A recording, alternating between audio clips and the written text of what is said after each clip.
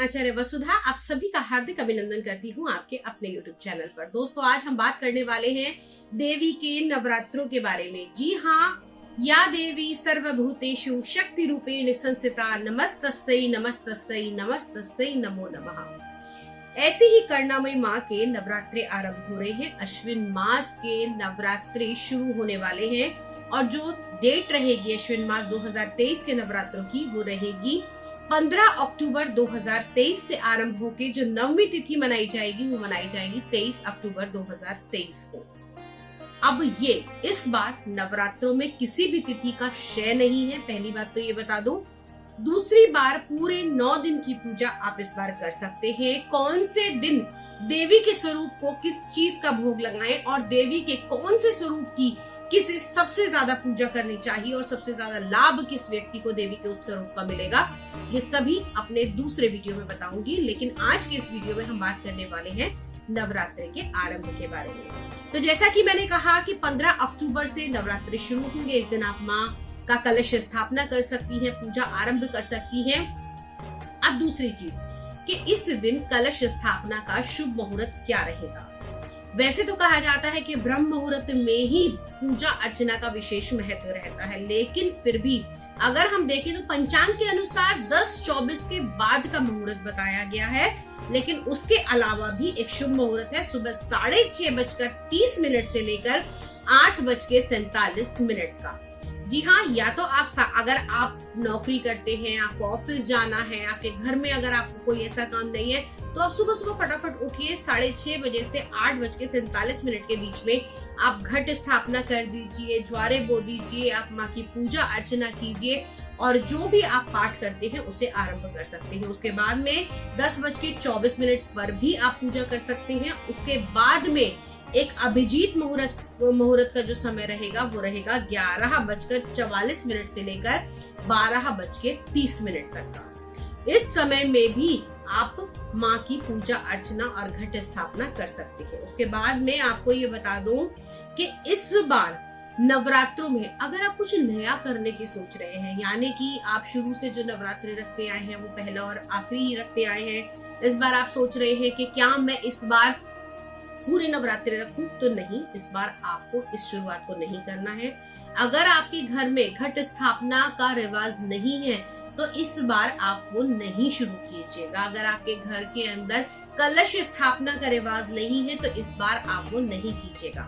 आप भी कहेंगे कि पूजा अर्चना के काम की मैं मना क्यों कर रही हूँ, तो दोस्तों ये बता दूं कि इस बार मल का महीना पड़ा था। जी हाँ, मल मास जिस वर्ष भी पड़ता है उस वर्ष कोई नई रीत नवरात्रों से जुड़ी हुई या पूजा अर्चना से जुड़ी हुई शुरुआत नहीं की जाती। दूसरी चीज, अब ये कब आप शुरू कर सकते हैं? होलिका दहन के बाद में, क्योंकि सावन के मास में मल मास पड़ा, उसके बाद में आप कुछ भी नया शुरू ना करें तो ज्यादा बेटर रहेगा और होलिका दहन के बाद में आप कुछ भी शुरू कर सकते हैं।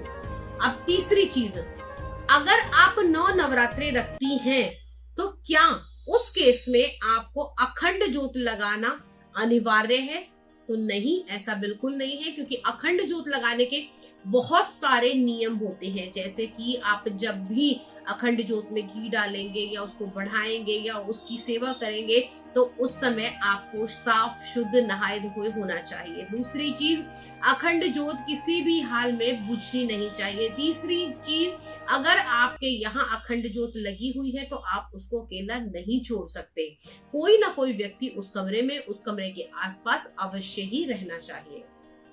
अगली चीज, अगर आप नवरात्रि की स्थापना कर रही हैं और आपके मन में ये विचार आ रहा है कि इस बार नवरात्रि की स्थापना में मैं क्या क्या ऐसा कर सकती हूँ या क्या ऐसा उपाय करूं कि नवरात्रि के लिए और ज्यादा फलदायिनी ये नवरात्रि मुझे मिले, क्योंकि इस नवरात्रि यानी देवी के ये 9 स्वरूप माने जाते हैं।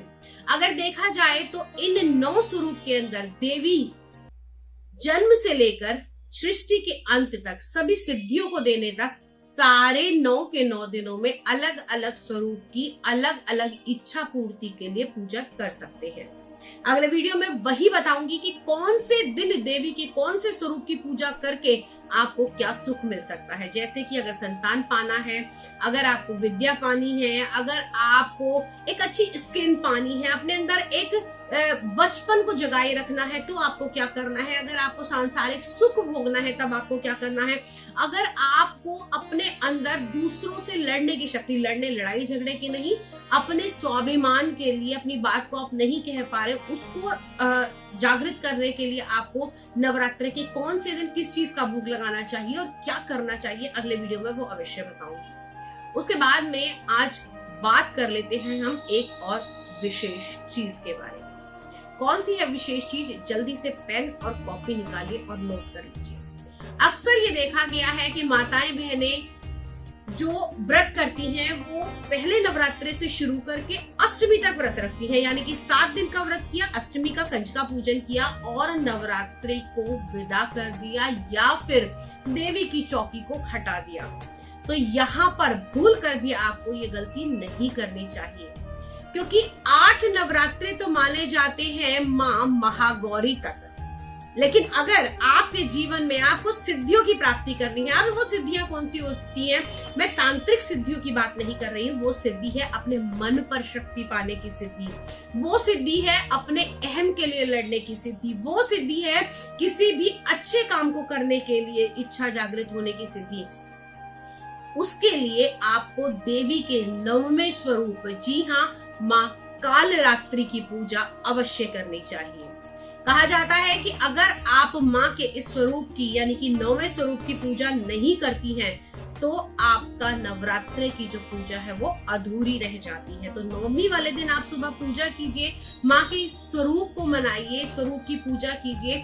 चाहे तो आप शाम के समय या दशमी के दिन सुबह के समय चौकी को हटा भी सकती हैं।